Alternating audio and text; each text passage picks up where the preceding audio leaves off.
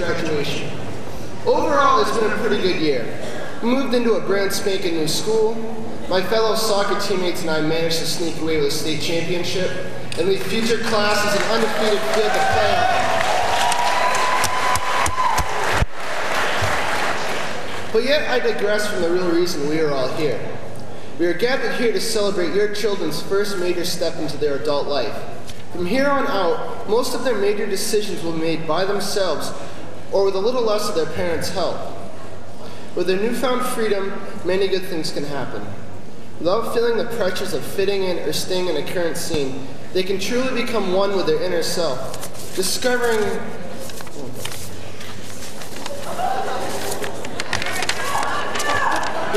what they really and truly love to do. I found this quote on the internet and thought it fit into our upcoming lives.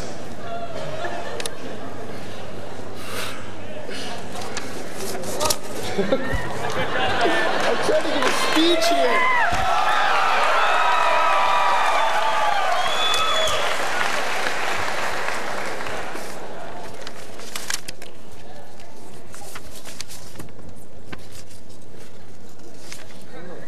Consider how much time you spend concealing rather than revealing who you really are. If you do not have enough joy in your life, ask yourself, what am I making more important than my joy? Think about that. How often do you say what you know they want to hear instead of standing up for what you believe in? Believe it or not, I'm not perfect myself. In the early years of high school, I placed my personal ideals and beliefs on hold and tried to fit in with the popular kids. I even went as far as to change my style of dress from jeans and t-shirts to chinos and corduroys with sweaters. I probably stayed like this for a year and a half. Then I noticed I had a strange hollow feeling inside, and plus all the cool kids still didn't like me that much anyway. After that, I made a promise to myself that I will not change in order to impress them, nor will I bend, break, or change my ideals for anyone. Now I realize that the world does not need a bunch of mindless clones wearing the same outfit, but groups of individuals who are willing to make their stands and state their beliefs loud enough that the world can hear them. Throughout history, it has been the individuals who have made the advances in all of the fields. In astronomy, Galileo stated that the Earth revolves around the sun, a bold statement for those times. His actions were met with rather severe punishment. He was placed under house imprisonment for the rest of his life. For science, names like Einstein and Sir Isaac Newton come to mind. In conclusion, our class has a diverse group of kids, and if each one of us looks deep down inside ourselves and tries really hard, who knows, one of us might be the doctor who discovers a cure for cancer or AIDS. One of us could become the next president, senator, or governor. Through our hard work, we will change the face of our nation, or perhaps even the world. Thank you and enjoy the rest of the ceremony.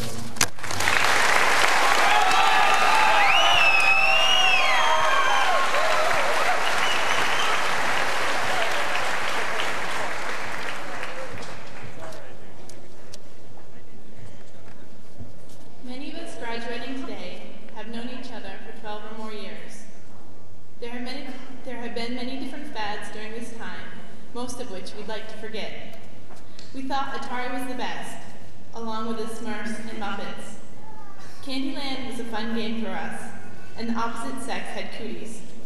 We played with Barbies, Cabbage Patch Kids, He-Man, and G.I. Joes. Soon, our interest in music developed with people like Michael Jackson, Madonna, Cyndi Lauper, and Bruce Springsteen. Awesome or rad were the names we called champion or bum clothing. We have seen a lot with our classmates, like when the Challenger exploded, AIDS became more widespread, the Gulf War came alive on our televisions, and a bomb killed many people in Oklahoma City. During it all, we made some really great friends, but as time passes, things change, and people change, and we must move on because we cannot hold on to the past. We need to embrace the change that comes with graduating from high school. As we go into college, the military, or the workforce, we will meet new people and be presented with new situations. Yet, before this happens, we should all take a little time to stop and think. This is the opportunity for us to take charge of our lives, but first, we all should reevaluate who we are before we continue. As good as our friends have been in high school, they all will not accompany us this summer or next fall as we begin new lives. This is a bittersweet time. Because we have been with the same people for 12 years, we have not always been allowed to develop our own opinions. Teenagers often do not share their own opinions because of the fear of rejection. Even the teenagers who say it doesn't matter what other people think, I believe, still want a certain amount of acceptance from their peers. Sometimes, opinions aren't shared because teenagers can be so vicious to one another. I still haven't been able to understand why we pick on one another. Does it make us appear better? Or does it help us deal with our own insecurities? I haven't the answers to these questions, but we should recognize these actions for what they are. This is the time to decide what to believe and why, instead of relying on others for our convictions. We should also reevaluate our mistakes. People are all very different, yet one thing everyone has in common are mistakes. Yes, those little slip-ups we would like to forget, but instead, we usually dwell on them too much. When I remember my past, I seem to have more vivid memories of my mistakes than my triumphs. That's probably because we are so aware of our mistakes because of the embarrassment or shame. I felt this embarrassment when I printed 80 wrong Powerball tickets. Yet we have people in our lives who can help us when we mess up. Fortunately, I have a wonderful boss who helped me fix a small catastrophe. Making mistakes and learning from them is a part of life from which no one can escape. Not only can we take charge of our lives by learning from our mistakes and from the mistakes of others, but we can incorporate into our own lives the qualities we find desirable in others. We have to decide what kind of impact we want to have on the world. We can recognize qualities that are attractive to us and those which are not. We see others being understanding, empathetic, showing compassion and responsibility, and others being selfish, jealous, and hateful. We can examine the results of these actions to see the effects. We now have the chance to internalize these characteristics, redefine ourselves, and begin new experiences in life. We, as graduating high school seniors, have a certain advantage. For the most part, we are all entering new areas of life, so changing part of our style or personality would not be too difficult. It will be more difficult to change as we get older. Since opportunities to change are rare, we should seize the chance we have now. One man seized this chance for change, and the results are remarkable. The story of this man begins while he's in prison to teach him that stealing is wrong, yet instead it makes him more corrupt. Jailed for 19 years for stealing a loaf of bread, he blames society for this injustice done to him. When he is released, he has no respect for the law and society. After being denied food and shelter at every inn, this man is taken in by a humble bishop. Despite the bishop's generosity, this former convict takes advantage of him and steals the only material possession of the bishop's that is worth anything, his silver cutlery. The authorities catch the thief and bring him to the bishop for identification. The merciful bishop proclaims the man didn't steal the cutlery, but instead says that it was a gift, and also gives the silver candlesticks to the thief. The compassion shown to the ex-convict overwhelms him. He had never been shown any kindness, especially any like this. From this point on, the man changes his life drastically. He becomes the owner of a factory and does everything he can to help the less fortunate. His company makes the community stronger, and as a result, he is appointed mayor. This man is Jean Valjean, the main character in Victor Hugo's classic tale, Les Miserables. Because he found the results of compassion and generosity, Valjean is able to make a complete turnaround in his life. Valjean recognizes and embraces the change that must come in his life. We have the opportunity now to be whatever and whoever we want to be. We are free from our high school label, whether it was the nerd, or the jock, or the snob. We are all known for different things in high school, some of which are not positive. We are often known for our mistakes or the bad decisions we have made. Today, I'm the valedictorian, but that position will not mean anything next fall. We are all leaving behind our status as a captain of the sports team, a class officer, the girlfriend or boyfriend of so-and-so, or a member of a certain clique. We will be a mystery to the people we meet. No one will know our mistakes. We will be starting fresh. They will only know us from what our actions and words betray. Let's use this opportunity to embody the characteristics we want, so our actions and words portray the image we want to have, and we are perceived as the person we always wanted to be. We no longer have to worry about what our friends and peers will think if we decide to change, because the rules have changed. We are now free from the confines of the high school mentality. Take this opportunity to explore who you are and what you can be. Thank you.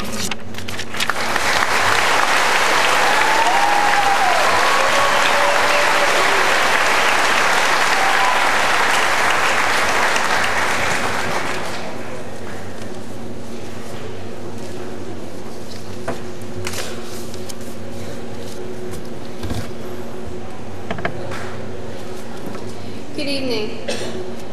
took me a while to decide what I wanted to say to everyone this evening, but one thought kept coming back to me. It is not an easy subject to speak on, but we often need to be reminded of it. I want to speak to you about poverty, about the difference between need and want, about being thankful for what we have been blessed with. I had an incredible opportunity to go on a missions trip to Mexico this past April. In our pre-departure meetings, we were told what we could expect to see as far as poverty in Mexico. Let me tell you this, nothing can prepare you for the sights that await you there. Picture young children, barely tall enough to reach the side mirrors on a car, and mothers with babies tied on their backs, walking between lanes of backed up traffic, trying to sell you chiclets and small figurines so that they can eat that night. Can you imagine how hard it is to say no to those children staring at you with big brown eyes, void of all hope? Of course, the ages of the children, and even some of the young adults, are hard to determine because of the effects of malnutrition. I was also impacted by the places some people called home. These homes are made of cardboard, old wood, anything that could be put together in order that they might have a roof over their heads. These structures are scattered as far as you can see up the side of mountains or along the side of the road. Imagine these conditions where little children are running around with no shoes and probably the only set of clothes that they own on their backs. We were headed for Sparrow's Gate, a mission in Tecate, Mexico. This mission works with the Social Welfare Department of Mexico and cares for approximately 30 children who are either neglected or orphaned. These children have come from backgrounds more horrendous than you can imagine. One 9-year-old girl had been responsible for both her 6-year-old brother and 18-month-old sister. Her mother was a drug addict and was never at home. When her brother would take money to buy food for them, she was always the one to be beaten. Another boy, probably 9 years old, was abused by his aunt. Whenever he said he was hungry, she would strike him on the head with a baseball bat. One day she dumped scalding water on his hands, and his skin is now melted together. These are things they will never forget. Neither will I nor anyone else who saw these children. You don't have to journey to a foreign country to see poverty, though. Listen, if you will, to some statistics I found on poverty in the United States, the richest country in the world. There are over 14 million children living in poverty in the United States. More than 5 million of them are under age 6. The child poverty rate is 4 times that of average Western European nations. Currently, almost 25% of children under the age of 6 live in families with incomes below the poverty line. 1 in 8 families in the United States remains on the edge of hunger. Are you as surprised as I was? When I think of poverty, I imagine a country in Africa or a place like India. I think that because of our limited exposure to poverty here in our little town of Belmont, it is easier for us to be blind to poverty in the United States. It is like the saying, out of sight, out of mind, isn't it? My experiences in Mexico really make me think when I hear the words need and want. Need is defined as an urgent requirement of something essential that is lacking. Want is defined as something desired or longed for. I am as guilty as anyone for saying, I need this or that, when what I really mean is, I want this or that. Not too many material things in this world fit under the need category. There are shelter, food, clothing. These are about everything any human needs to stay alive. You might be saying to yourself, well, clothes are on the need list, so I guess it's all right that I have a different outfit for every day of the month, along with a different pair of shoes to match each one. Let me tell you what I learned in Mexico. People can live with only 1 or 2 outfits and 1 pair of shoes. Shoes, for those of us who have quite an assortment, are a precious possession in Mexico. Without shoes, you're not allowed to attend school. This brings me to the last subject I would like to speak on this evening, being thankful for all the things we're blessed with. How many times have you complained about the food set before you? You would think twice about it if you didn't know when your next meal would be. And for those of us who are students, how many times have we wished we didn't have to go to school? In many other countries, education is only available to the rich or very fortunate. Children put forth great effort to make it to school and are eager to learn, grateful for the opportunity to possibly climb out of poverty someday. Those who can't go to school will remain sinking in poverty for the rest of their lives.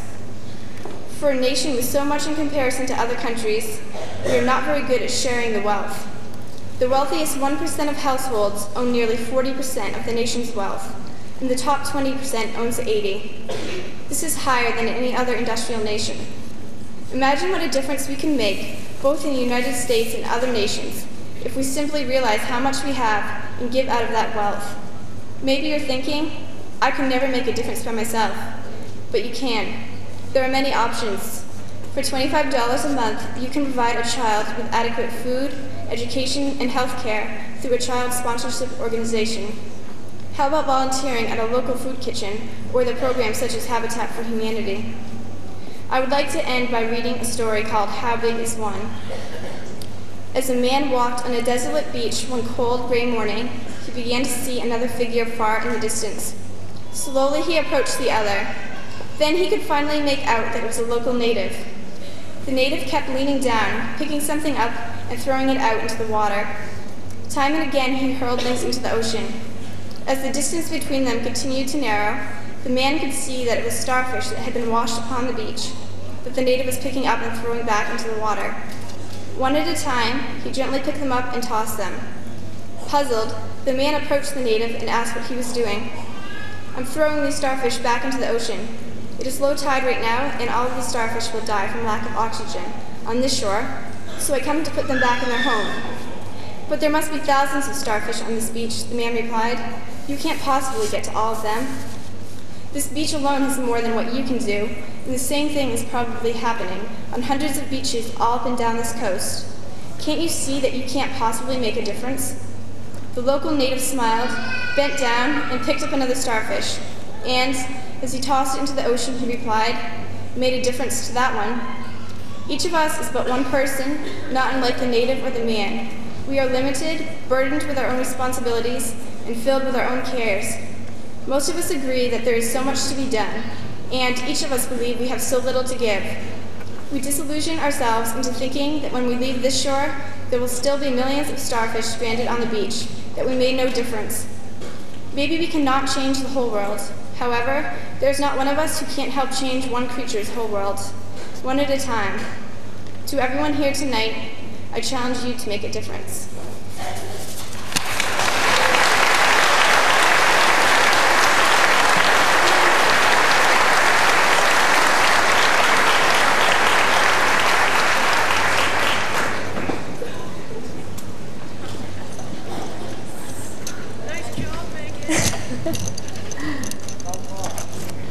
Good evening. This year, I've had the privilege of being the Class of 1999's president. I hold this honor close to my heart. Throughout high school, I've had the chance to get to know many of you as friends and acquaintances. My class has taught me lessons I will remember as times change and I journey down the road of life. Although there have been many good memories, I can quite clearly recall the bad times. I remember feeling very insecure about my hair. Throughout my life, I've had some good haircuts and some atrocious ones. For instance, there was a time in 5th and 6th grade when I had short hair that was permed into tight curls. The kids at school called me Poodle and Little Orphan Annie.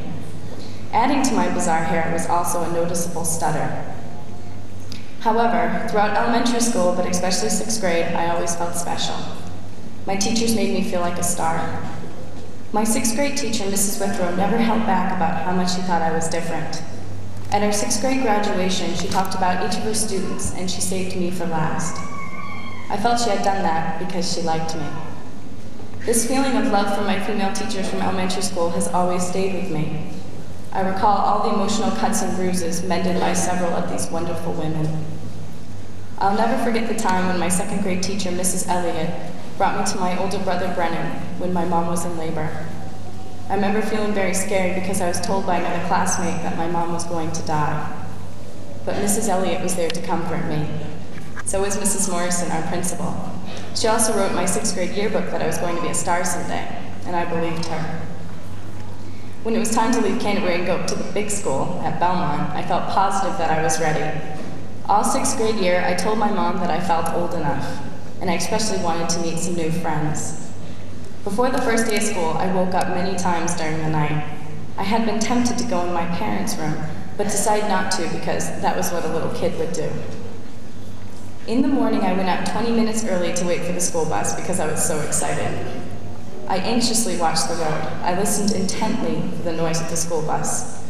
Twice the school bus rumbled by, and each time my fears and anxiety took over, and I ran up the driveway several times because I thought I missed my bus. Finally, my bus came. I felt like crying because this was it. Goodbye childhood and goodbye Canterbury. I hesitated going on, but looked back at my brother, who had a stern look on his face that told me to get going. I still wasn't ready, so I looked back at my house, and my mom was in the window, waving and smiling at me. Okay, it was time to go. I looked around the bus for a friendly face, but my best friend Beth wouldn't be on the bus until a couple more stops. Determined that I wasn't going to sit with anyone other than Beth, my eyes scanned the rest of the bus. There were some empty seats towards the back, so I headed down there. I was feeling relief because I didn't have to sit with someone I didn't know, but I was surrounded by several big kids. I wasn't paying attention when I heard a loud voice travel to the back of the bus. Hey, you! I knew right away she meant me. I froze. Hey, you! Get up front! You're in the high school section. You should know that. The feeling of embarrassment and shame was unbearable. I hurried up to the front, chose my seat, and hid my face. I wanted to cry so badly. I bit my lip and covered my eyes. How could this happen, my first day, and already I had done something wrong? What else should I know that I didn't? What else hasn't somebody told me? But there was no one to console me. I felt so lost. I was used to having attention whenever something was wrong, but now no one cared. No one noticed the little girl in the front seat who was a complete wreck. A couple more stops later, Beth came on. She knew something was wrong and asked me, "Are you okay?" I told her the bus driver yelled at me, and Beth said, "What a witch." So anyway, what do you think of my hair? In homeroom, I looked around the classroom for people I knew. I found Sean and felt better. But I saw so many faces I did not recognize. I was already feeling insecure with my surroundings, and then I had a male teacher. When Mr. White entered the room, his presence was so dominating that I remember all the new 7th graders lifting their heads when he said, "All right, kids, fill out your registration cards, and I'll give you my rules."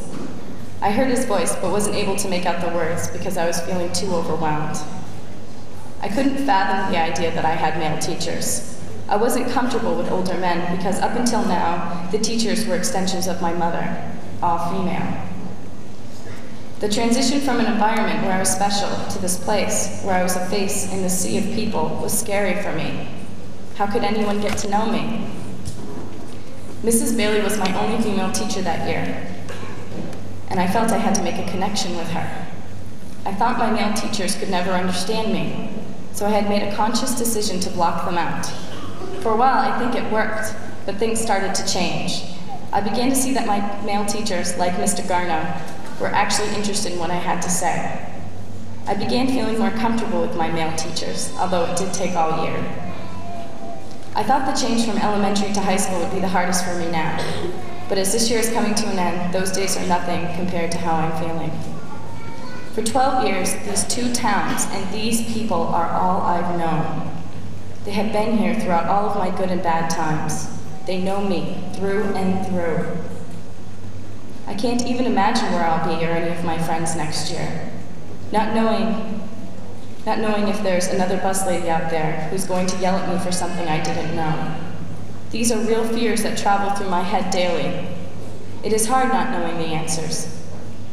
I've talked to my friend Jessica on a day-to-day basis about graduating. I always say to her, "I can't believe all of this is happening."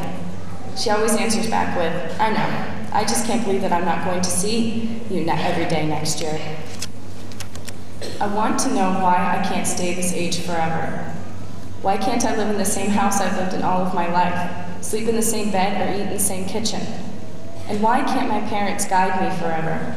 Why does my life always have to be going forward? Can't I just pause and stay here forever? I can identify with the character Holden Caulfield in the book A Catcher in the Rye. Holden couldn't assume responsibility. He wanted to stay 17 forever, but he knew that there was no stopping time, that he had to keep going.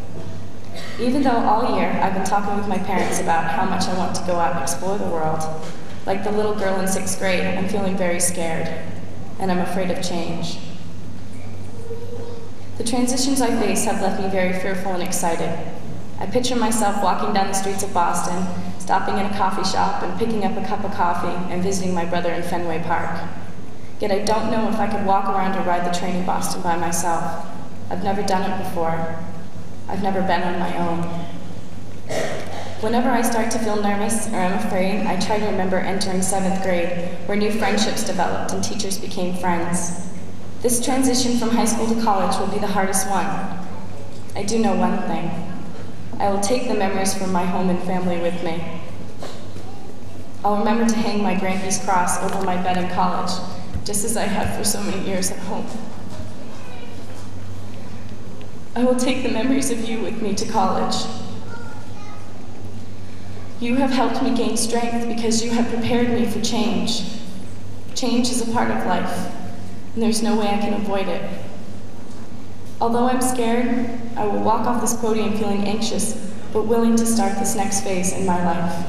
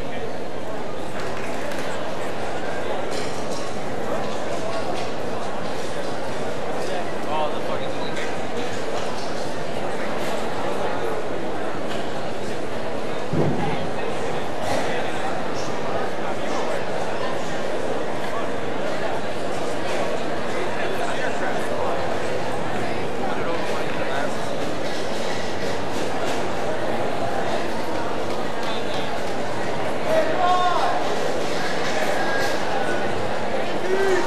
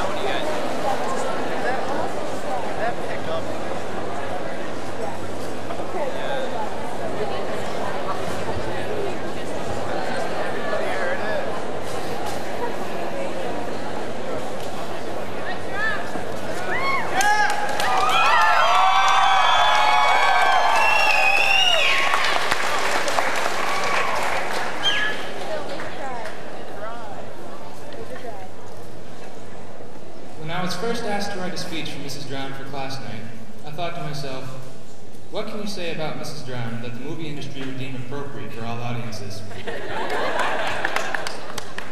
The first thing that came to mind was, of course, that Miss Drown hates sophomores. I remember the first day of sophomore year. We all walked into class and sat down. When the bell rang, we quieted for what we expected to be the first day's normal spiel. Of course, it wasn't. Instead, she said, I hate sophomores. I always have, and I always will. The rest of that year was a blur.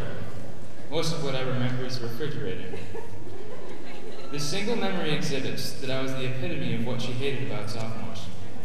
Not only did I not pay attention whatsoever to what went on in her class, I actually paid more attention to the cooling properties of the refrigerator behind my head, due to the excessive heat of her room. The first day of senior English was very different. She still hated sophomores, but she loved seniors. Not only was the first day spiel different for senior year, but the class was too.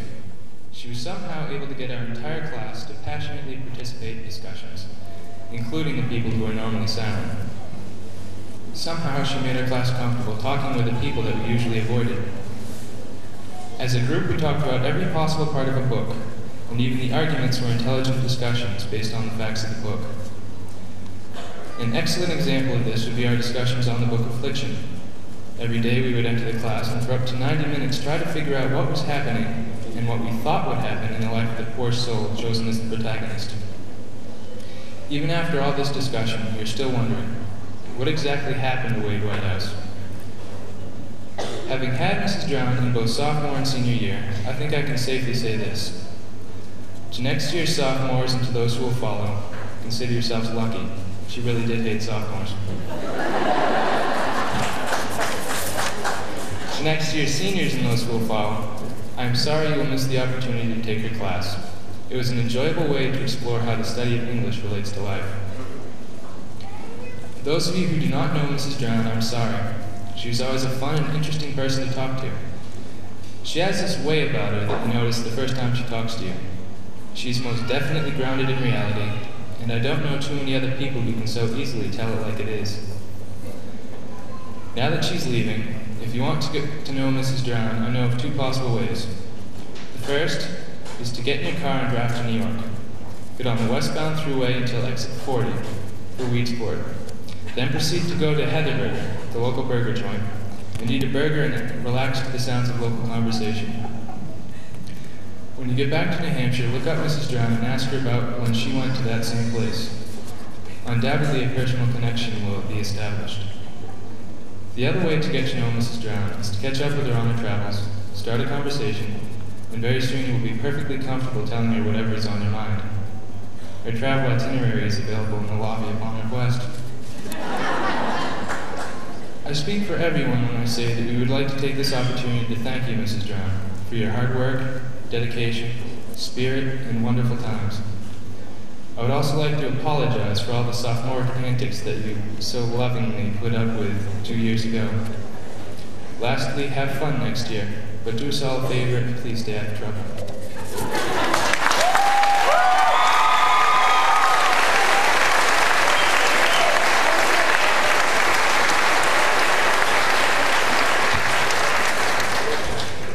Kendra Dudley, representing Student Council.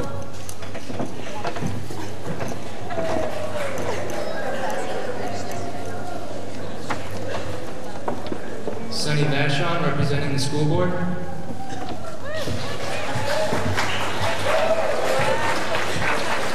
Megan Holmes, representing class officers. Sean Haney, representing the computer club. Brian Rogers, representing band. John White, representing the National Honor Society.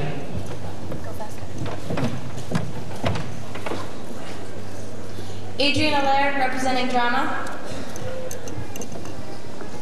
Matthias Jornak, representing the jazz band. Jessica Paradise, representing peer outreach. Scott Clark, representing Area 8. Julie Hammond, representing volleyball. Zach Bouchard, representing soccer. Becky Jones, representing softball. Scott Green, representing cross country. Kelly Stinson, representing girls track. Sebastian Suarez, representing boys track. Nikki Foden, representing Pep Squad, and Jocelyn Corbo, representing Special Olympics. Nate Roach, representing basketball.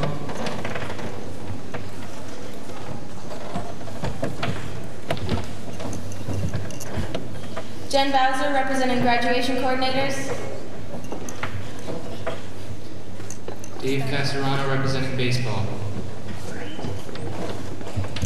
Amber Balzer, representing JAGS. Tomas Hanslick, representing the exchange students. And Jessica Flack, representing yearbook.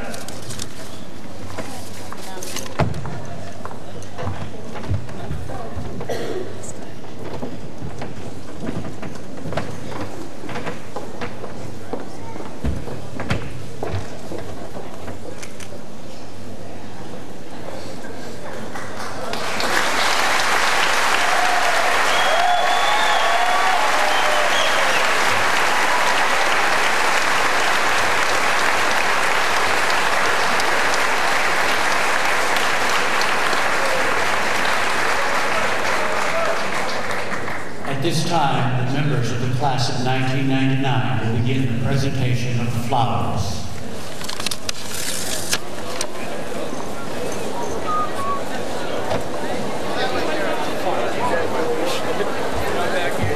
On the podium. All right, exploration. Okay, what's up?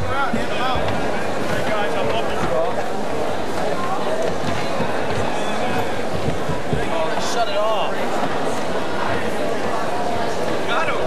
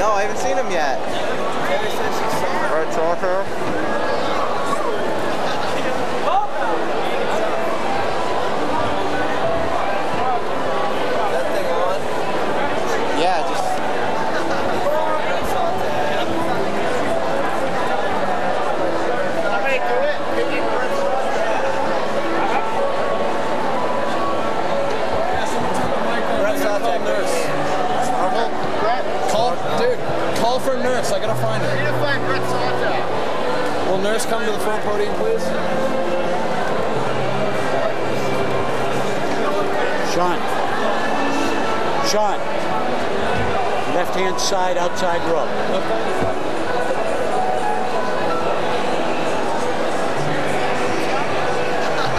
know Miss Barrington is?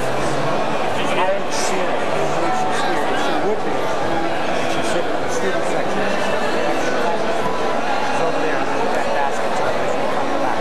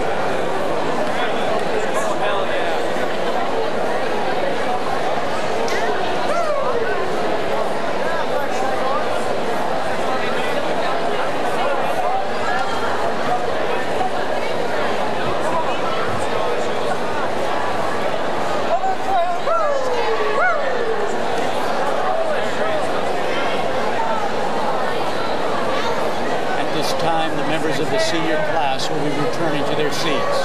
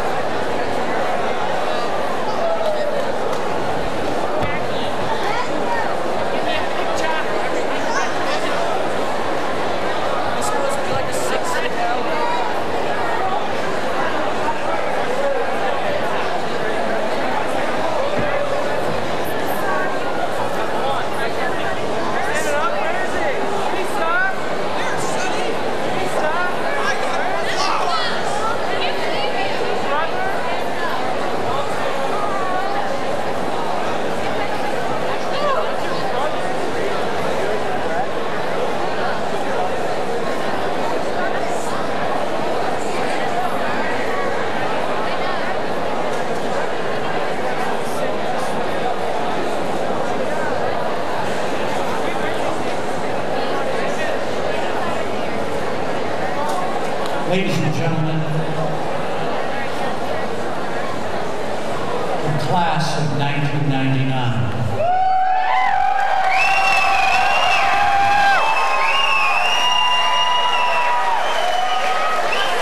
Their spirit, their hard work, their 4 years at Belmont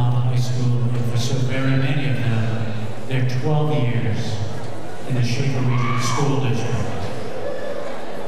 They've worked hard, but they also know that their talents continue to be refined. Throughout their lives, they'll continue to grow and learn. Throughout their lives, they will be in seats, like many of you in the audience, watching their children or their relatives or sons and daughters of their friends come forward to receive their diplomas. This is a group of talent. This is a group of hard work and persistence. This is a group that will show us in the future years more of their talents, many we haven't seen and many we've seen only glimpses of. At this time, we're entering the presentations of awards and scholarships to this group. Many members, but truly all members, are hardworking and dedicated.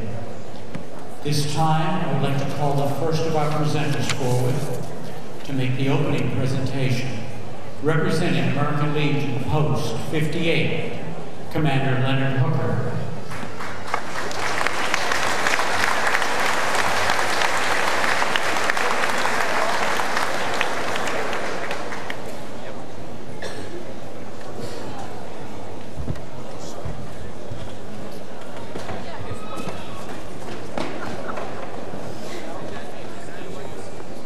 At this time, I'd like to, as being commander of Post 58 here in Belmont, New Hampshire, it gives me great pleasure to give out these book awards. And would Jessica Flack please come forward?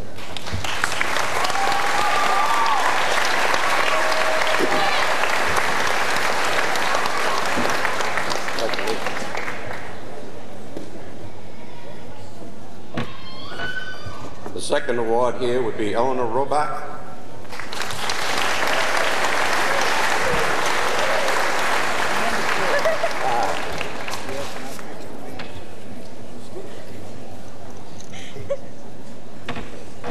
And I've been asked to give out the American Legion Auxiliary Award, which will go to Kate Cass.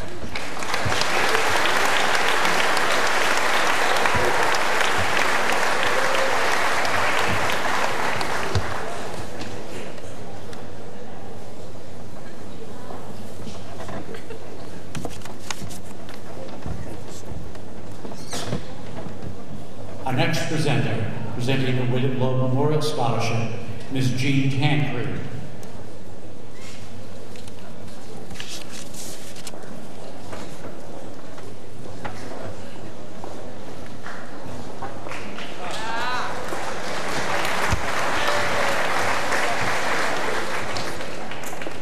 I just want to congratulate all of the graduating class. I know you're looking forward to the next step. Good luck to all of you. On behalf of Mrs. Loeb and the trustees of the William Loeb Memorial Fund, it gives me great pleasure this evening to present this award to a student who exemplifies the virtues of leadership, independence, and volunteerism that were so valued by the publisher. From a pool of over 365 applicants, 10 awards are being presented this year. The recipient from Belmont High School is a member of the band, the jazz band, the pep band, the Spanish Club, Astra Club, as well as the National Honor Society and Student Council, serving additionally on the State Executive Board of the New Hampshire Association of Student Councils. She has attended Girls State, where she was elected senator. She attended many other leadership programs, and she plans to do pre-med work leading to a doctorate in pediatric surgery. Please join me in congratulating the recipient of this $1,000 educational grant, Kendra Dudley.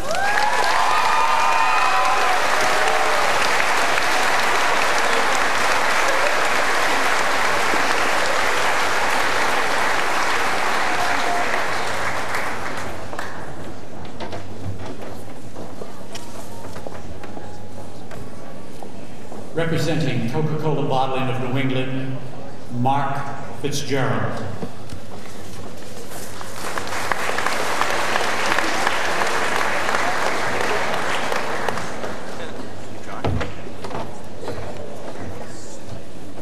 First of all, on behalf of all of the employees at Lakes Region Coca-Cola, I would like to congratulate the entire class of 1999. We wish you the best of luck. I have been invited to present a scholarship to one of this year's graduates. This individual was one of 10 finalists selected throughout 6 states. The selection committee is made up of representatives from the business, academic, and athletic community. Applicants were rated on their academic achievements as well as their leadership ability as demonstrated by their level of involvement in school and community activities. This year's recipient of the Coca-Cola Bottling Company of Northern New England's 4-year scholarship is Mickey Levine.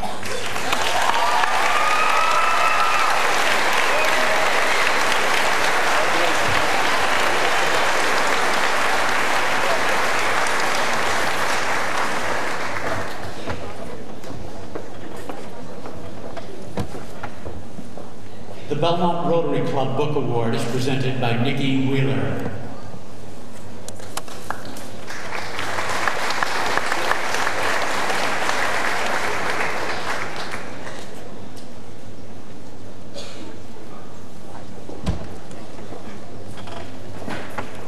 It is an honor to be here tonight at the 72nd Belmont High School graduation. On behalf of the Belmont Rotary Club, it gives me great pleasure to present our annual scholarship. Belmont Rotary has been awarding scholarships since 1989. This award is given to a student who exemplifies the ideals of Rotary International: truth, fairness, goodwill, service. A student who supports the advancement of others before oneself. This student has been very active in high school, participating in many sports, the Belmont Elementary Homework Club, church, employment, and still have time to do well enough to be a member of the National Honor Society.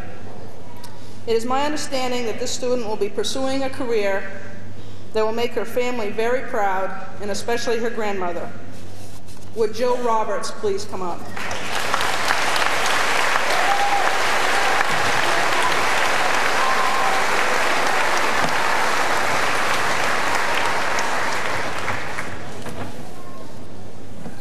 The Sam Walton Community Scholarship is presented by Alice Wheeler and Mark Waters.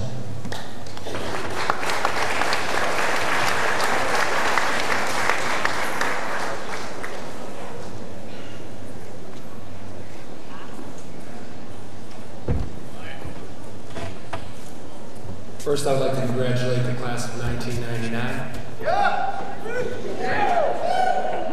Throughout the country, Walmart Stores Incorporated offers scholarships for outstanding scholastic performance. On behalf of Walmart, I would like to honor Karis Bryant with our scholarship.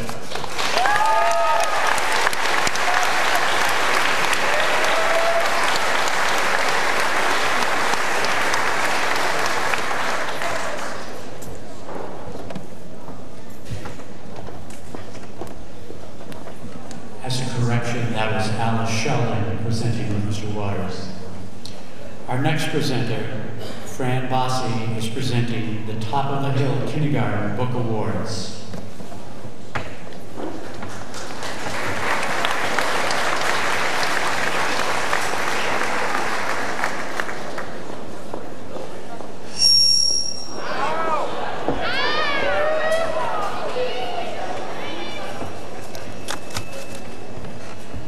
I want to congratulate you and wish you good luck next year and whatever you do. And I taught here for 24 years. In the last 6 years, this money has been sitting in the book award. And tonight I'm privileged to present 3 book awards to former students at Top of the Hill Kindergarten. The first one goes to Jennifer Bowser.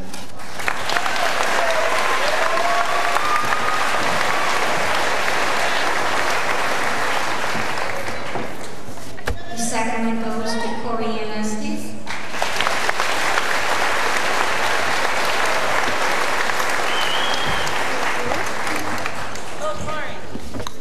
And the third one goes to Jill Roberts.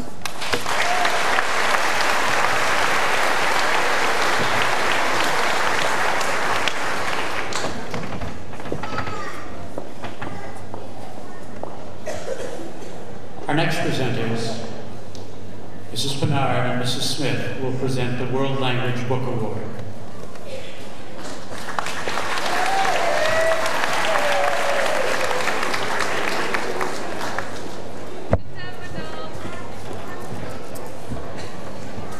Hi guys.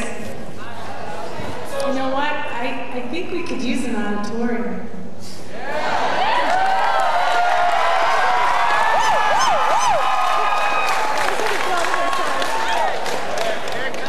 The World Language Book Award is offered to a student who intends to continue his or her education with an emphasis in language acquisition, instruction, or service. Recipients must demonstrate fluency in spoken and written communication and must have mentored other students while mastering one or more target languages. World Language Book Award, Faith Grant.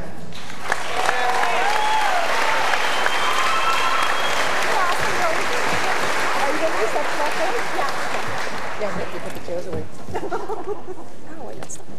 Ouch.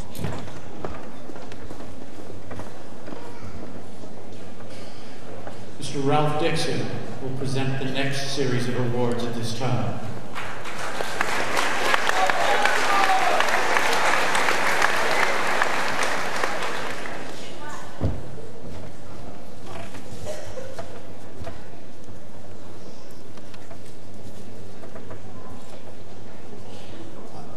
This is the first year that I am offering this scholarship, the VHS Class of 1982 Book Award. This was established this year by the Belmont High School Class of 1982. This award is offered as hope that graduates will forever remember and treasure their experiences at VHS. This award is presented to a student who is bursting with school spirit, actively participates in both academic and extracurricular activities, and demonstrates a good work ethic and financial need. This year's Class of 1982 Book Award winner is Kelly Stinson.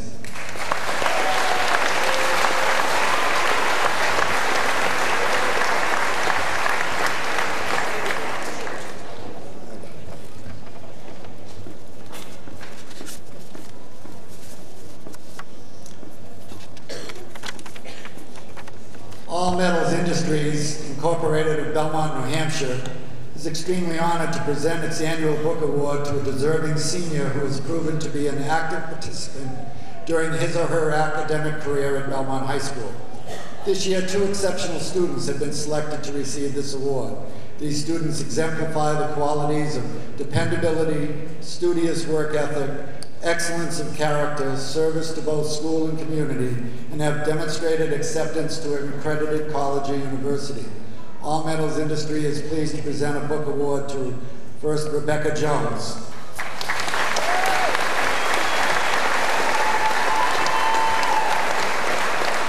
And secondly to Jonathan White.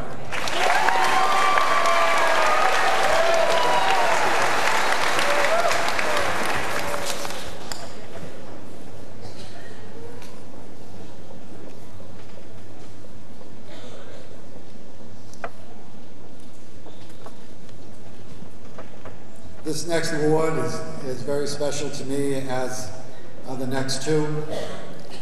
The I. Michael Winograd Award is given by his numerous friends and colleagues who have established this award to honor a Canterbury resident whose support of the schools in the Shaker Regional School District was uncompromising. Mike was a fervent supporter of the academic and athletic achievements of the students of our high school. This award is presented annually to a graduating senior who during his or her years in high school demonstrated the leadership qualities and enthusiasm and spirit that was possessed by Mike. This past October, when our soccer team was winning the state championship and one of our students was playing a great part in that, we were sure that Mike was on the sidelines with us cheering our team on. And it is a great pleasure that I am able to give this award to somebody who exemplifies what Mike would love to see in a player, Zach Bouchard.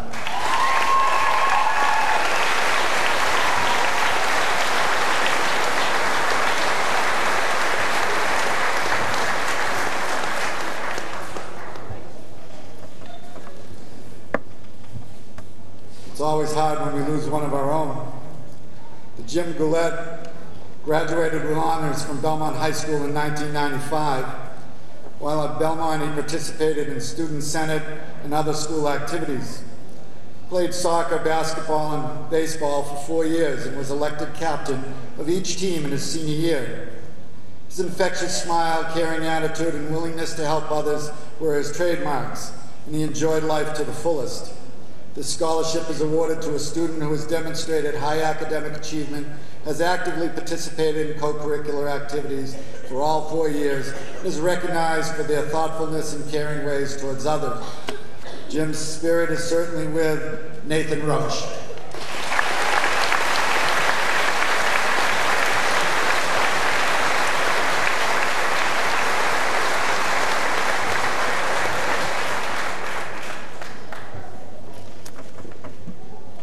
Daniel Brown was a lifetime citizen of Belmont who died in a car accident in September of 1997.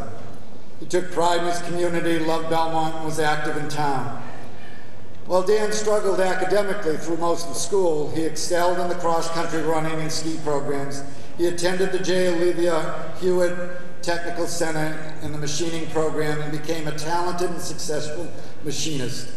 This scholarship is intended to honor a student who has attended the Hewitt Technical Center and plans to enter a 2 or 4 year college in a technical field and has been involved in school and community activities.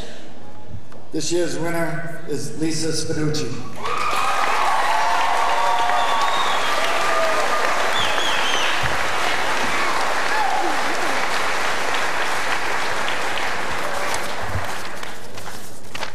Thank you.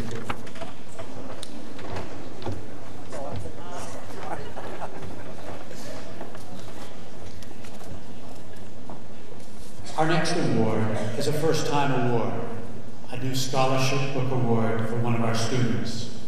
The Margarita Galician Memorial Book Award is presented to Corianne Estes.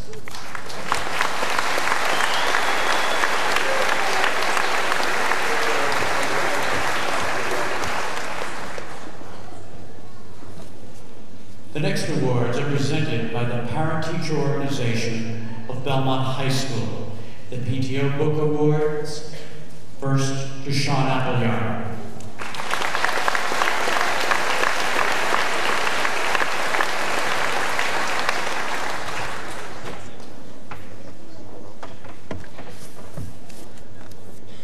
The Parent-Teacher Organization also presents an award to Jamie Cooper.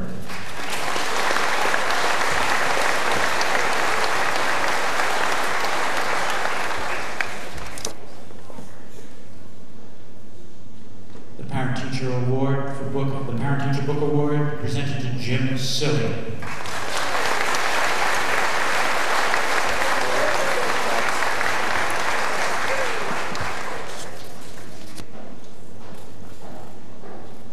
The Parent-Teacher Book Award is also presented to Eleanor Roback.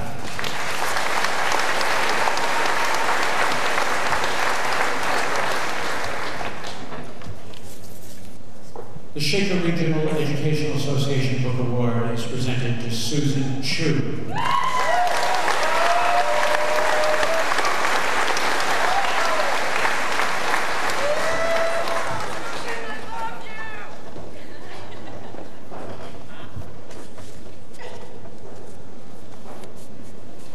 The next two awards, the Blair Memorial Book Award and the Bank of New Hampshire LEAP Scholarship, are presented to Jill Roberts.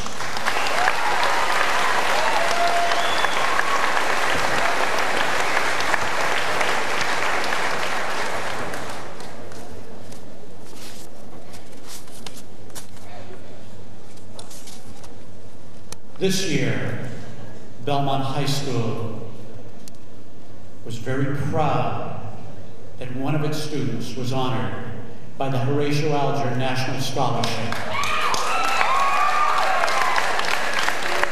Belmont High School has a tradition of Horatio Alger scholars, and this young woman, Jody Hislop, served as the town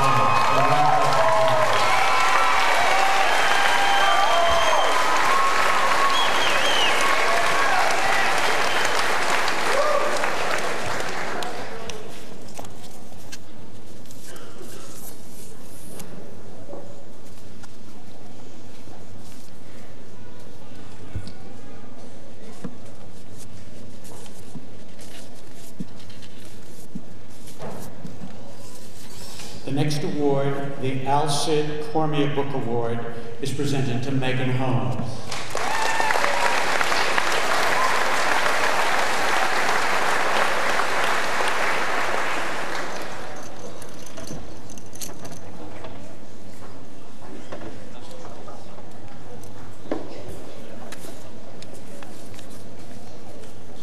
Also receiving the Alcide Cormier Book Award, Karis Brown.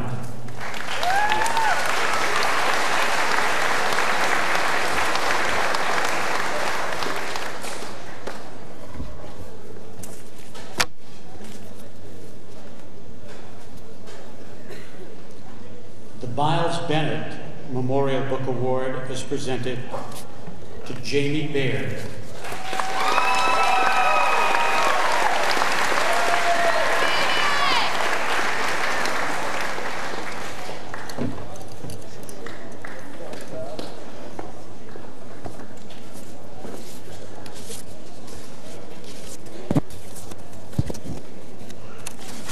The following people, and I'll call them individually, are receiving the Belmont High School Computer Club Book Awards. First, Sean Haney.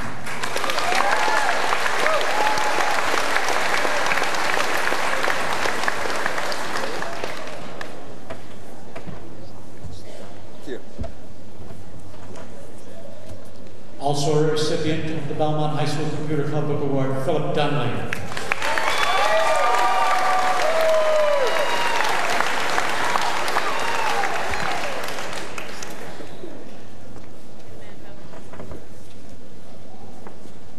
The next recipient, Clifton Vashon.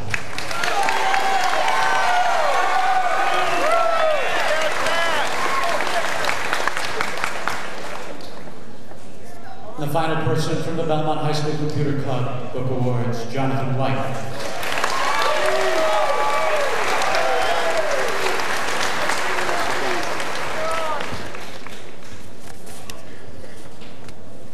Two additional awards from the Horatio Alger National Scholarship Awards go to Nathan Roach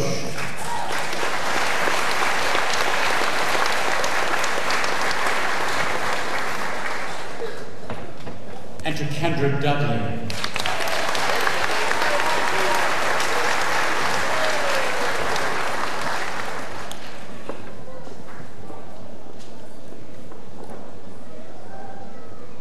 Presented a Canterbury Fair Book Award, Megan Holmes.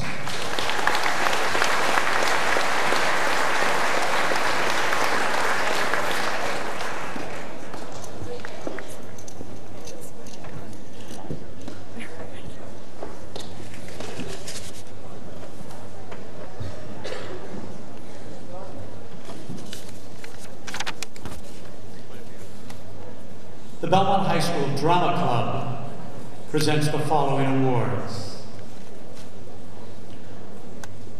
Again, I'll introduce a series of people individually for these awards. Adrian Allaire.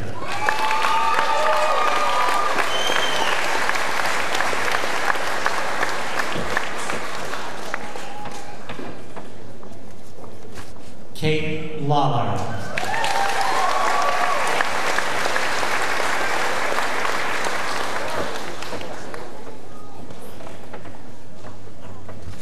And Megan Holmes.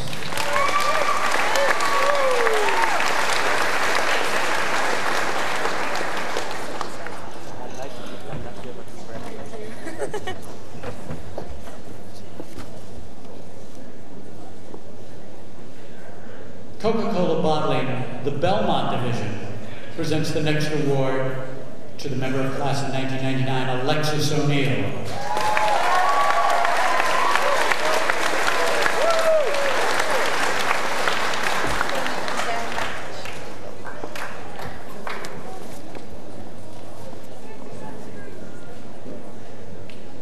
The Belmont High School Class of 99 presents a series of book awards.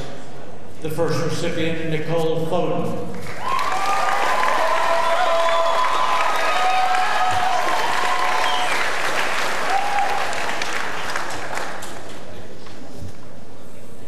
The next recipient of the class, Eleanor Roback.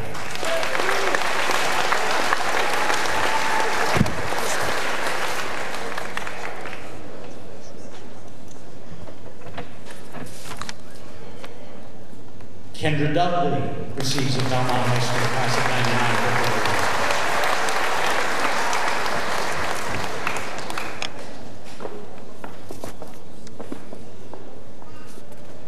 Megan Holmes receives a 1999 Book Award from the class.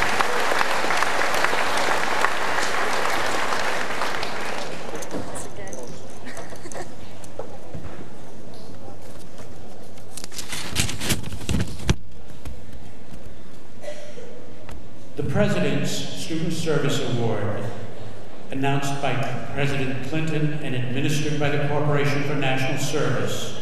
This award is presented to students to recognize an exemplary record of community service. The corporation awards $500 matched by local civic organizations. The 99 matching organization is R&D Construction. The recipient is Clifton Vashon.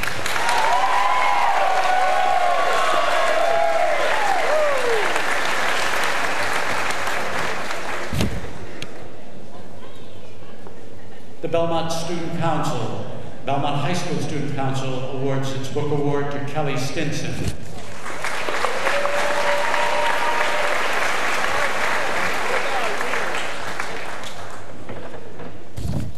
Also from the Student Council, the award to Eleanor Roback.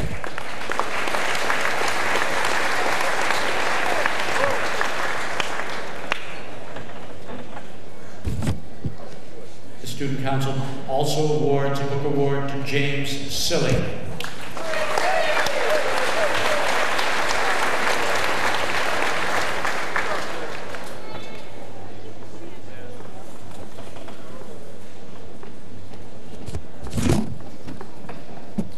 The Suzanne Roberts Book Award is presented to Ryan Rogers.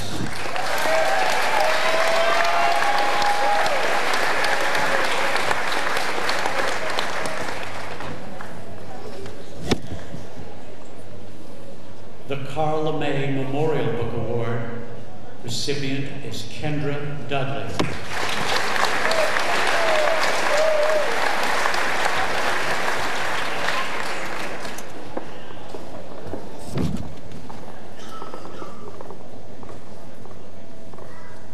The next recipient, a member of the class of 1999, is not here tonight.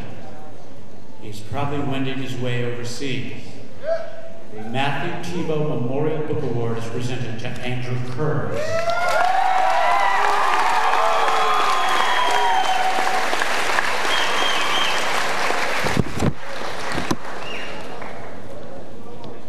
The Sheila Jarvie Memorial Book Award is presented to Julie Hammond.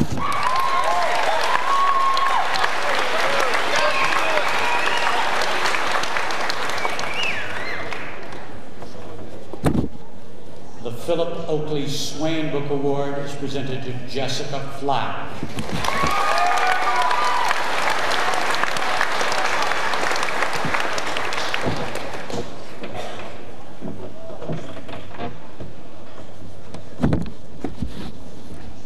The Roscoe Twombly Memorial Book Award is presented to Adrian Alea.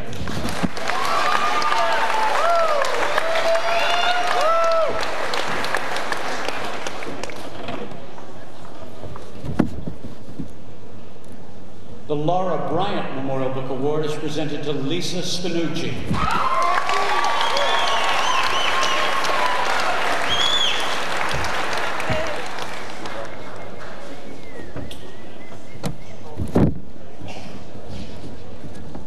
The Nancy Bryant Memorial Book Award presented to Marcia Gobea.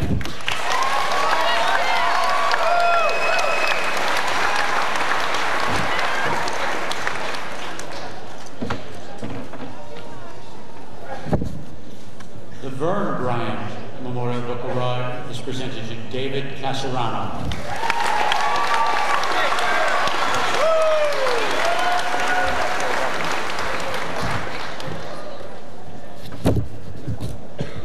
The James Goslin Book Award is presented to Adam Cody.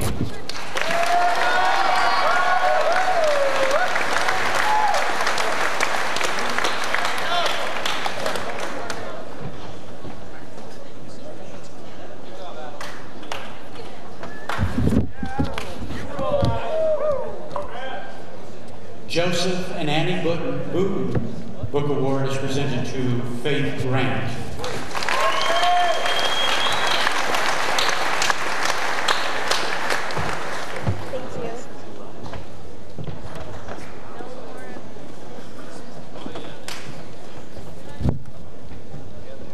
The recipient of the Dr. Nathan Brody Book Award is Jennifer Bowser.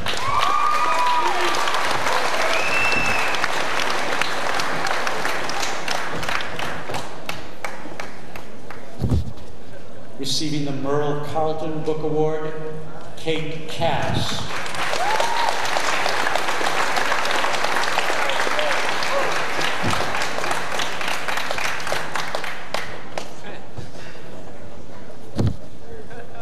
The Edith Croto Book Award, presented to Jessica Flack.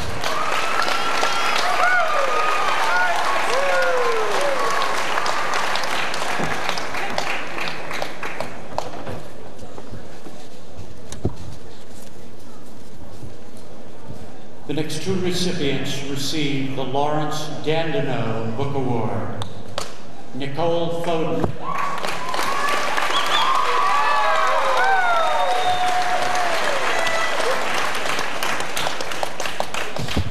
And Allison Bliss.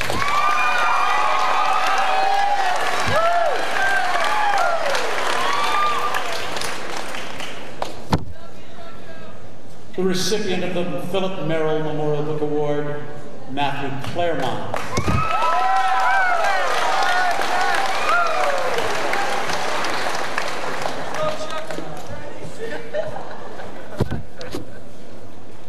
The James D. Osgood Book Award goes to Ryan Foss.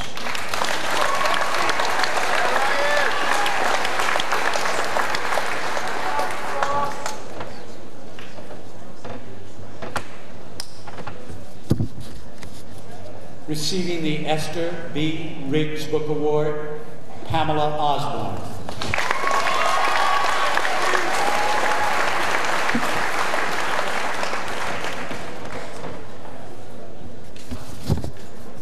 The Leo Rolfe Book Award goes to Michael Ellis.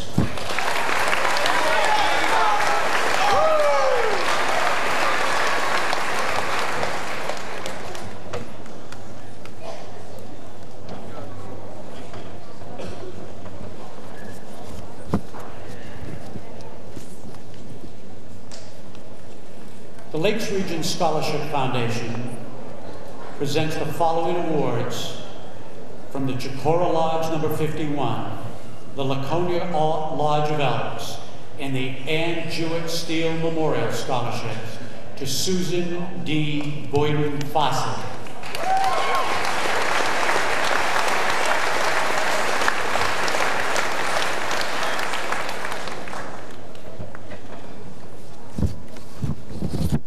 The Lakes Region Scholarship Foundation presenting the Ann Jewett Steele Memorial Scholarship to Karis Bryant.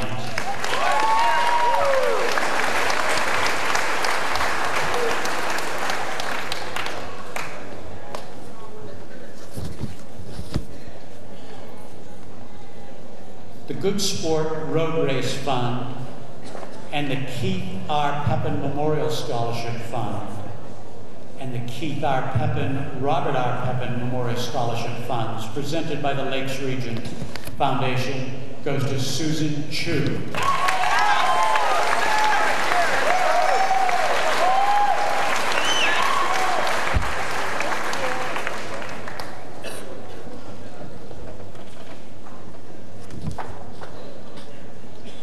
The Lakes Region Scholarship Foundation presents the Leela Lancaster Trust Scholarship to Jamie L. Cooper.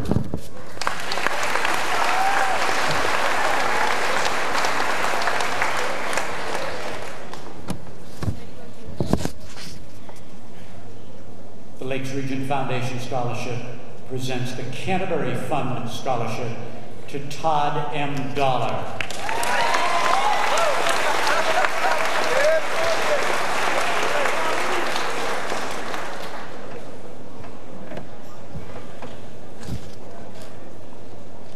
Lakes Region Scholarship Foundation presents the Belmont High School Fund and the Dr. John and Dorothy Eccles Memorial Fund awards to Kendra N. Dudley.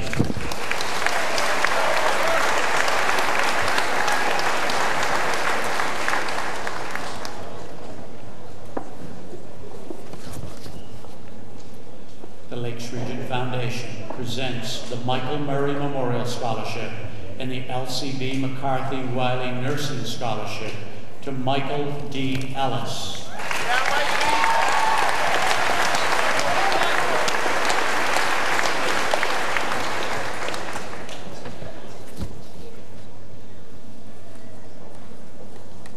The Wyman Gordon Investment Casting Scholarship, presented by the Lakes Region Scholarship Foundation, is presented to Nicole H. Foden.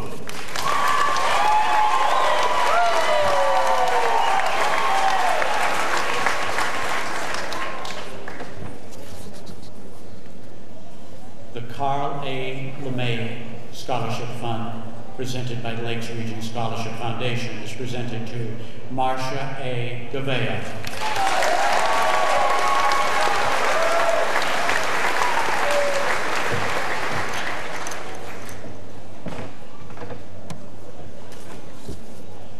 The Lakes Region Foundation Scholarship presents the Robert Ash Memorial to Julie A. Hammond.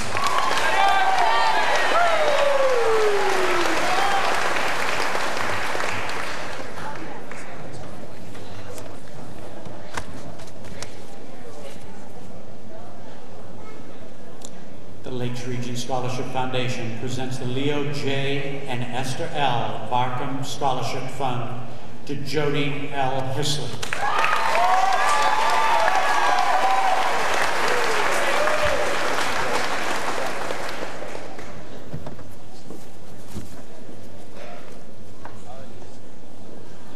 Receiving the Lorraine and Sylvia Labby Fund Scholarship and the John and Lois Ramsey Memorial Scholarship from the Lakes Region Scholarship Foundation, Rebecca L. Jones.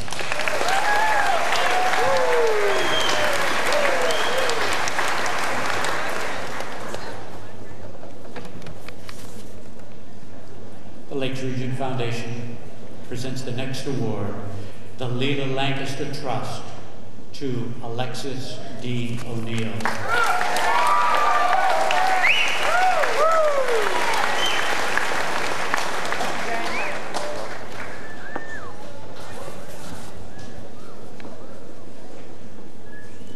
The Lakes Region Scholarship Foundation presents the Roscoe E. Trombley Memorial and the Canterbury Fund Scholarships to Nathan A. Roach.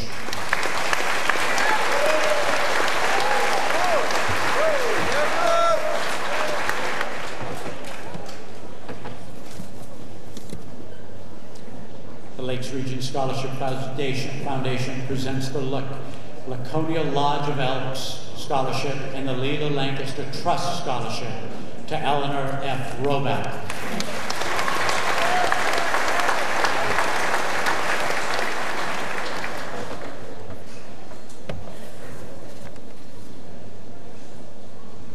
Receiving the Laconia and Guilford Lions Club Scholarship from the Lakes Region Scholarship Foundation, Jill M. Roberts.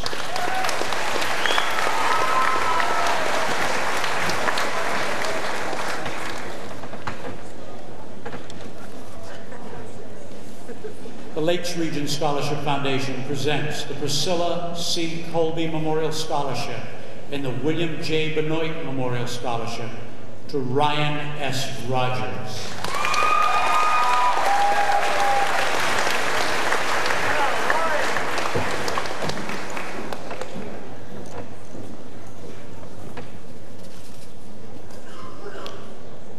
The Lakes Region Foundation presents the LCB McCarthy Wiley Nursing Scholarship to Kelly N. Stinson.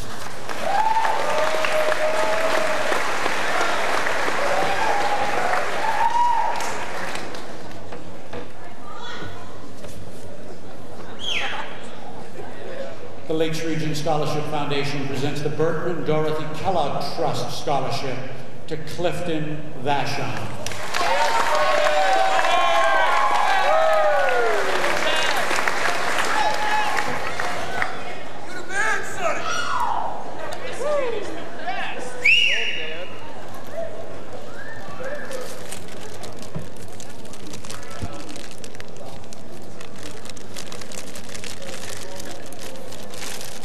The next series of awards are honored by faculty and staff through special awards. The Reverend Fitzpatrick Award for Dependability, Consideration, Leadership, and Patriotism is awarded to Kendra Dudley.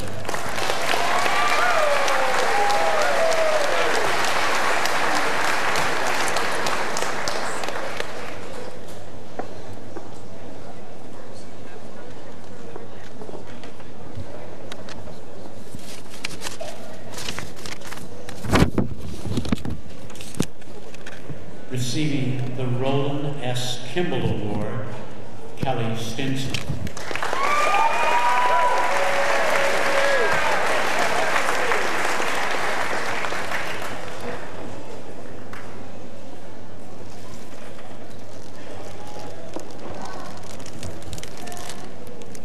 The Kenneth F. Muzzy Service Award recipient, Jonathan White.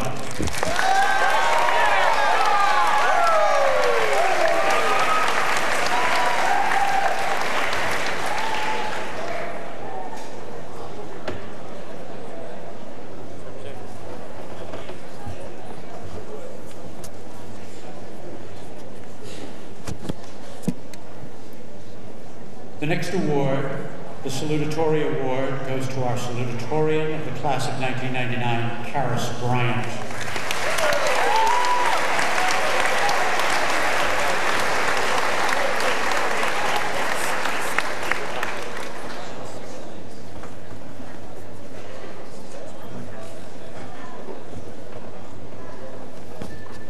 Receiving the Valedictory Award, Kelly Stinson, the valedictorian of the class of 1999.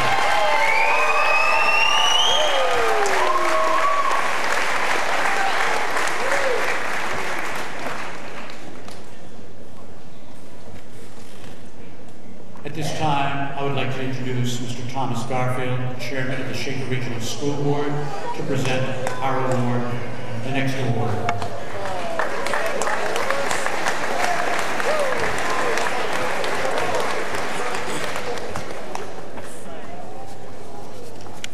If you'll bear with me to take a couple of minutes to present this final award this evening. First of all, a couple of adjectives that would describe this young gentleman that is a member of the graduating class of 1999 are pleasant, unassuming, sensitive, dedicated, tenacious, and exemplary. An exemplary young citizen in our school system. Clifton Sonny Vashon.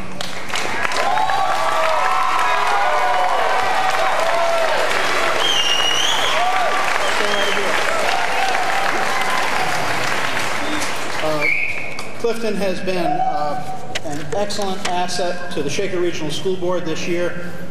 2 years ago, we voted to have a student representative to the school board to give us additional input on the students' views on a number of issues. He was very instrumental this year in helping us formulate decisions on student parking, school security, offering input on the topic of the police resource officer and the athletic policy. He is indeed a good citizen, having earned the DAR Good Citizen Award. And Sonny, we want, on behalf of the Shaker Regional School Board, we would like to present you with this plaque and thank you very much for your contributions to the students.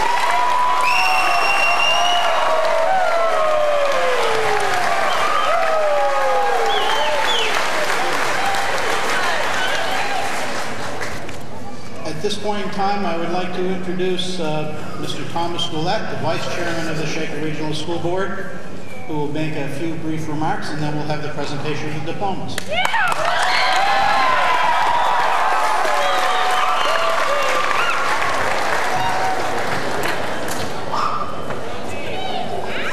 Tom failed to mention that Sonny also has a very subtle sense of humor, and we really appreciate it. He's a great young man. When Tom asked me to offer the congratulations on behalf of the school board to this year's class, a number of things flashed through my mind and about the uniqueness of this particular group of students. They are the last class of Belmont High School in this millennium. They are the first graduating class from the new high school.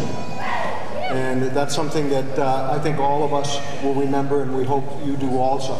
They started late because we couldn't open on time. They've had an interesting senior year and have helped us really settle into what we believe is a wonderful facility. On behalf of the school board, I would like to say again our sincere and deepest appreciation to the citizens of Canterbury and Belmont for your investment in the education of our young people.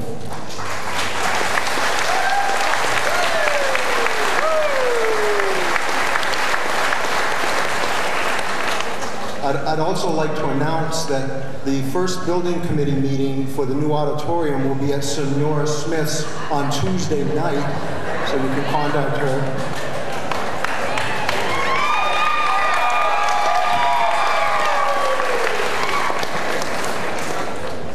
With that, our deepest congratulations to you, best wishes, good health, and have a great life.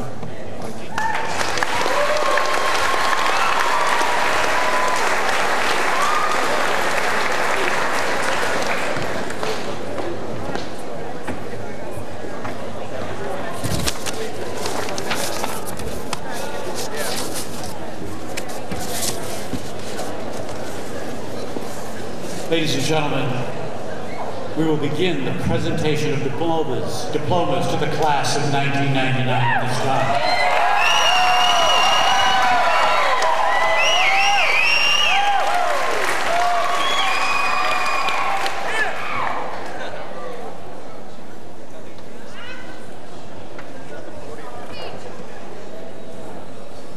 Kelly Nicole Stinson.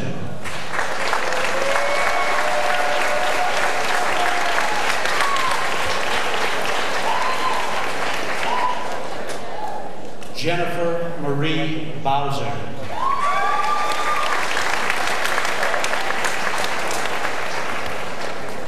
Jill Maurice Roberts.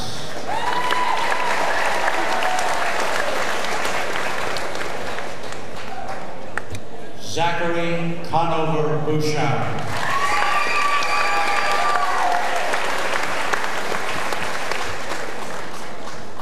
Sebastian Suarez T.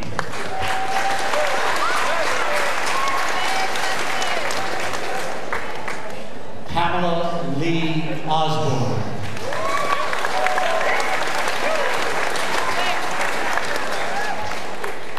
Nathan Andre Roach.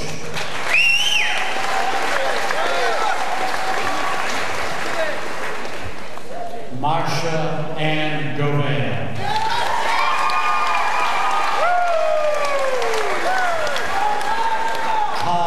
Michael Dollar.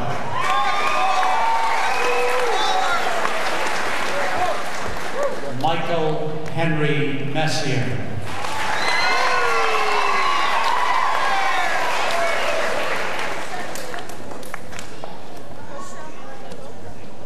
Karis Elizabeth Bryant.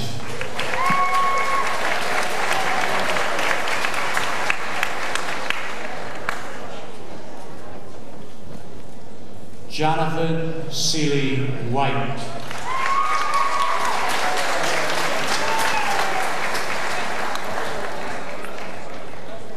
Kendra Nanette Dudley.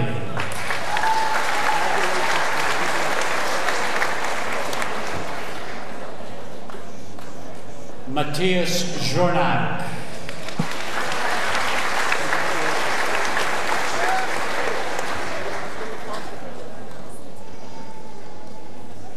Faith Suzanne Grant.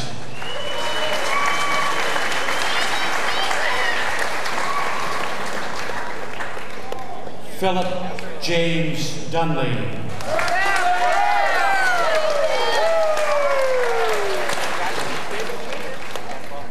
Jody Lynn Hislop.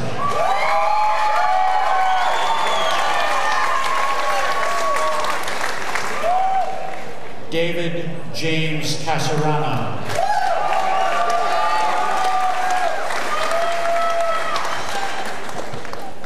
Corianne Rebecca Estes.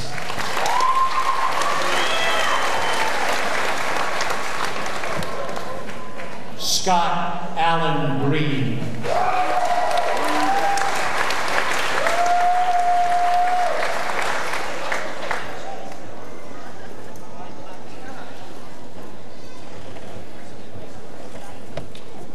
Rebecca Lee Jones.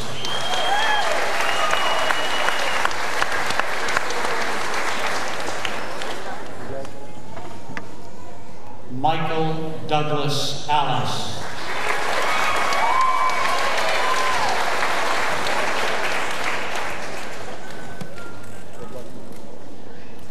Eleanor Francis Roback.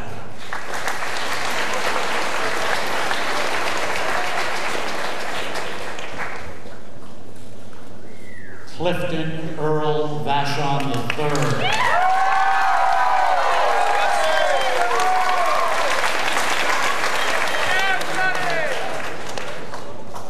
James Robert Bailey.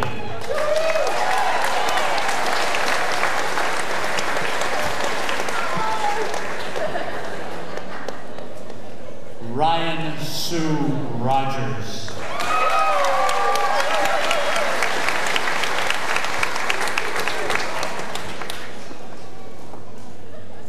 Adrian Marina Allaire.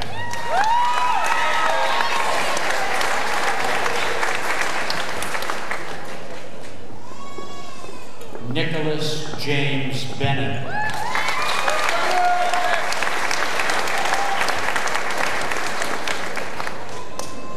Jessica Lynn Flack.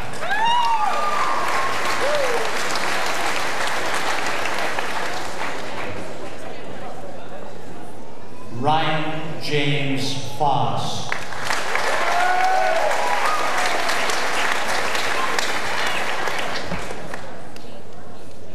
Jamie Lee Mozzie.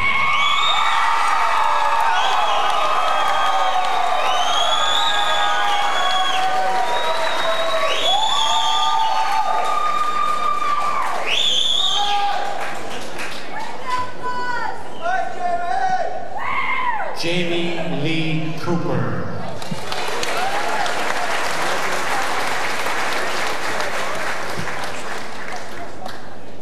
Matthew Thomas Claremont.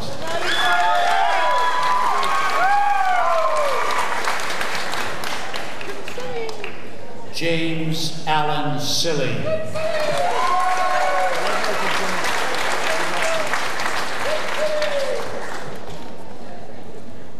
Susan Diane Boyden Fawcett.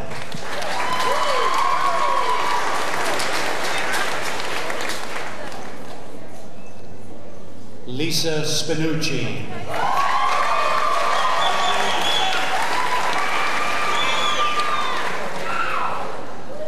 William Scott Valier.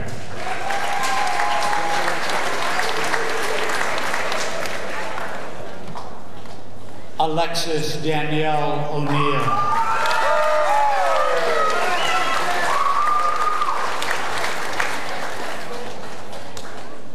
Susan Chu.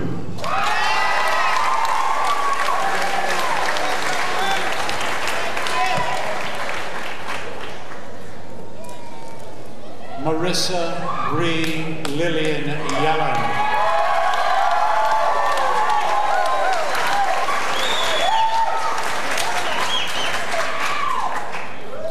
Megan Elizabeth Holmes.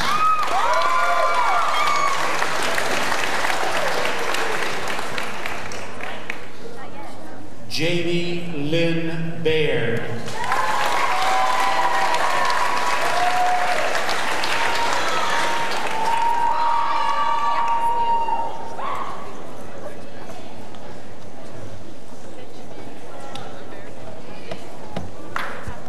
Jessica Lynn Paradise.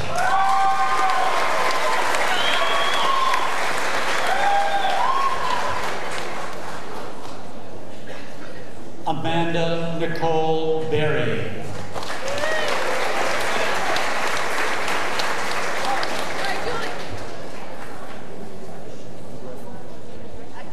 Julie Ann Hammond.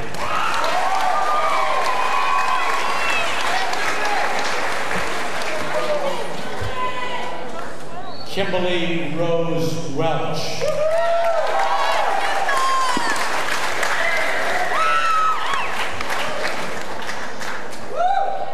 Nicole Helen Foden.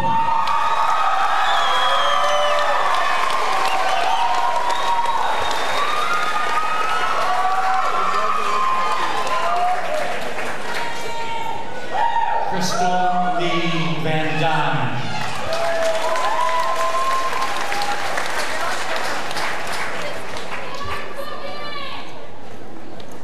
Tasha Marie Warden.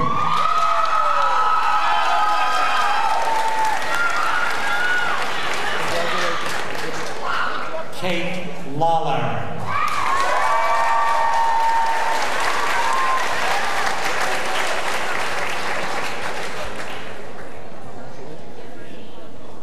Amber Bernadette Ann Balser.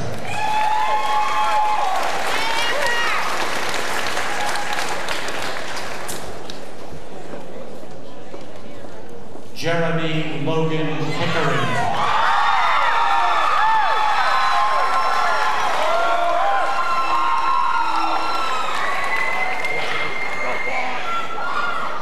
Eric Julian Eldridge.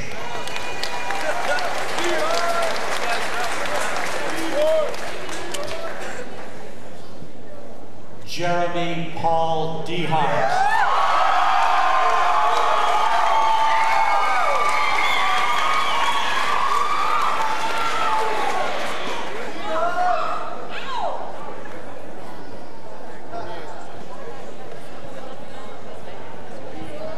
Benjamin Luther Hooker.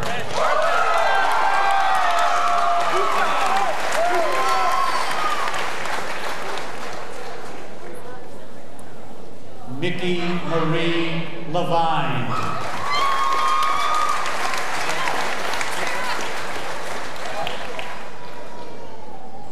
Allison Lee Bliss.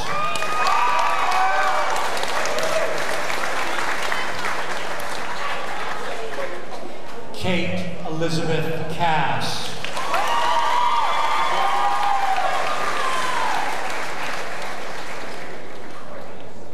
Sarah Mae Martin.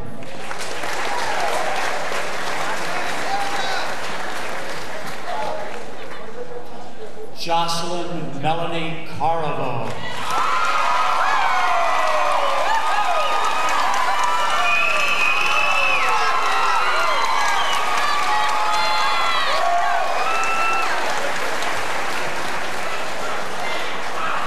Jessica Ann Shepard.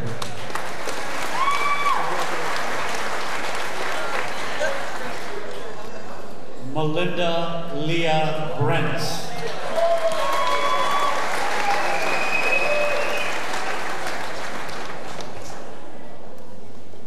Lindsay Renee Smock.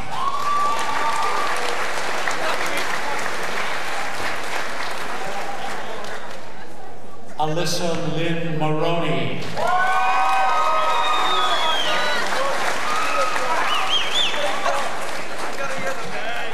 Paul Stanley McCarthy.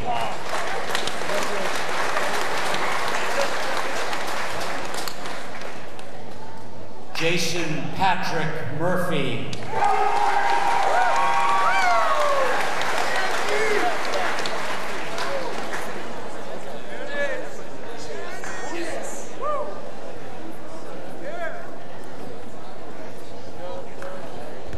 Andrew Neil McSheffrey.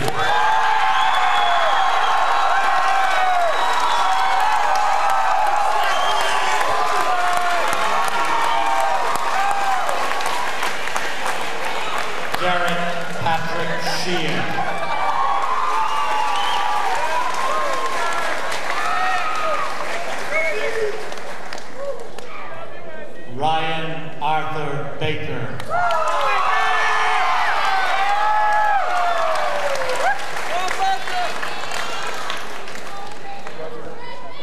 Michael Robert Cameri.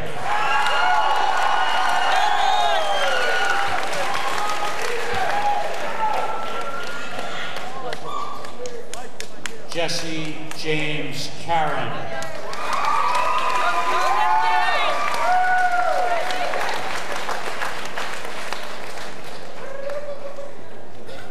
Bruce Allard Hall.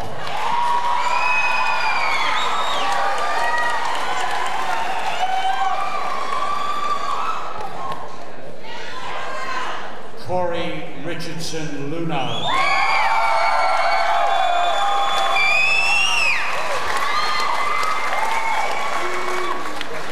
Thomas Anthony Costa.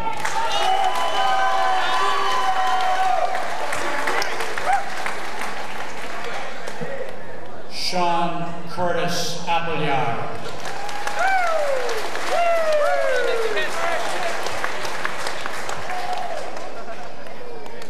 Timothy Joseph Ring.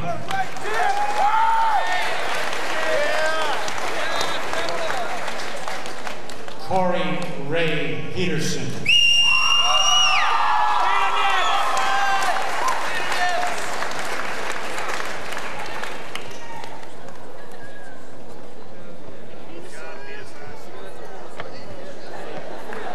Michael Joseph Messeline.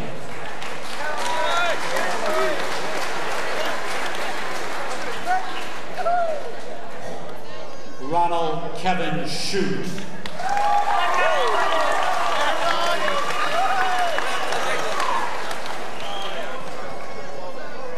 Scott Reed Clark.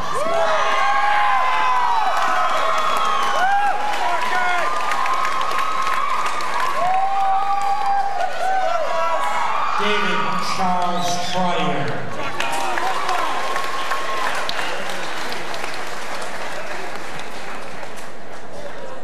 Craig James LaPlante.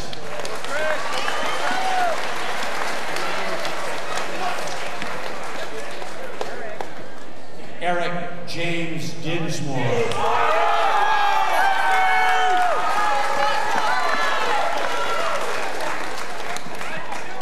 Robert Warren Ballantyne.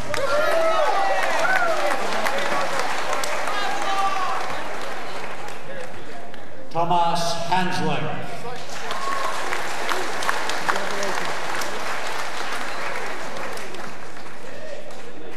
David Joseph Brent.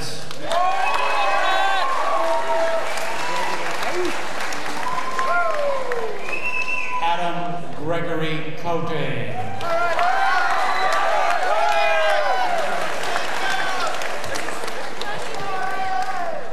Sean Joseph Haney.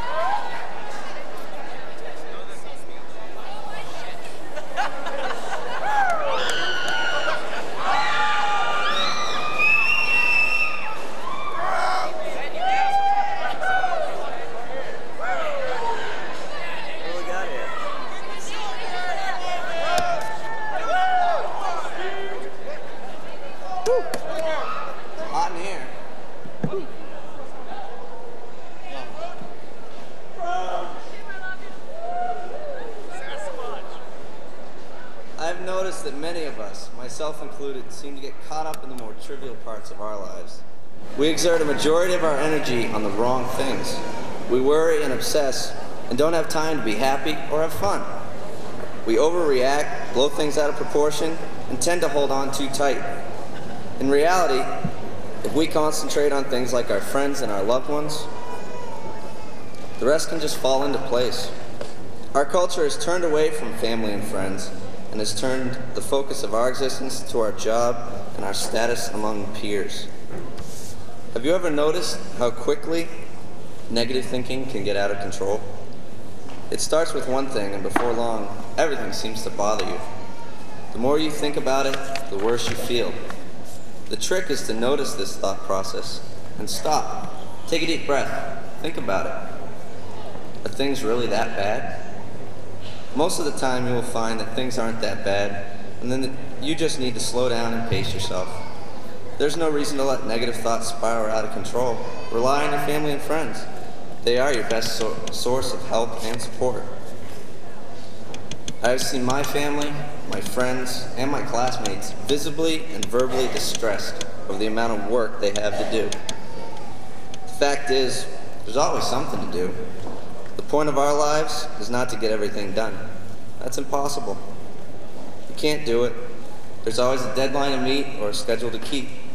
Sometimes it may be difficult, but be careful not to get so caught up that you lose sight of what is important, your inner peace and that of your friends and loved ones. Practice random acts of kindness. I'm sure many of you have seen that bumper sticker. In a way, that phrase is very idealistic, but it does make a lot of sense. Doesn't it feel great when someone does something for you out of the kindness of their heart? And of the same token, it makes you feel good about yourself when you do something and expect nothing in return. We don't have to do anything huge. It could be holding the door for someone or letting someone else out in traffic. There's no formula for being kind. That comes from your heart. If each of us tried to do one nice thing a day for a complete stranger, before long, it would be a part of everyone's daily routine. The best part is, you feel better, and so do the people around you. Author Stephen Levine uses this phrase in some of his lectures. If you had 1 hour to live and could only make one phone call, who would you call? What would you say? And what are you waiting for? This is quite a powerful message. It reminds us that no one is promised tomorrow, so remember what is important to you. It's not our cars, our clothes, or our jobs. It is friends and loved ones. Their support is invaluable.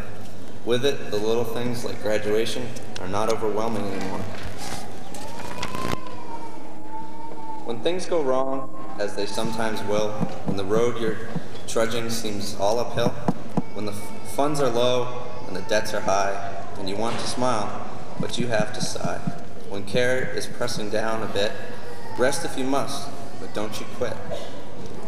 Life is queer with its twists and turns, as every one of us sometimes learns. And many a fellow turns about when he might have won, and had he stuck it out. Don't give up, though the pace seems slow. You may succeed with another blow. It seems to a faint and flattering man, often the struggler has given up, when he might have captured the victor's cup. And he learned too late when the night came down, how close he was to the golden crown. Success is failure turned inside out, the silver tent of the clouds of doubt. And you can never tell how close you are. It may be near when it seems afar. So stick to the fight when your heart is hit. It's when things seem worse that you mustn't quit. Good luck to all of my classmates. Thank you.